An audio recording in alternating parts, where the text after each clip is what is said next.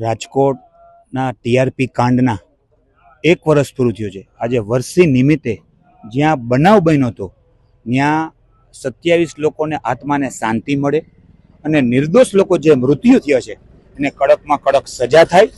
પદાધિકારી હોય કે અધિકારી હોય એની સામે પગલાં લેવાય અમારી કોંગ્રેસ પક્ષની માગણી છે અને ભગવાન એના આત્માને શાંતિ આપે।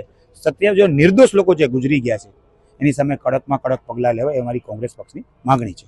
આ ભાજપના ભ્રષ્ટ અધિકારીઓ અને પદાધિકારીઓના પાપને કારણે નિર્દોષ લોકોના મૃત્યુ થયા છે।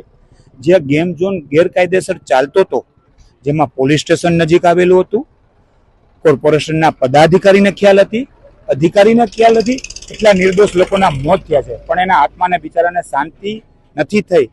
એટલે જે અધિકારીઓ છે અત્યારના જેલમાં અમુક લોકો છે, અમુક જામીન મળ્યા છે એની સામે પણ પગલાં લેવાય અને ભાજપના પદાધિકારી જેની આમાં ઇન્વોલ્વમેન્ટ હતી એની સામે કડકમાં કડક પગલાં લેવાય અમારી કોંગ્રેસ પક્ષની માગણી છે।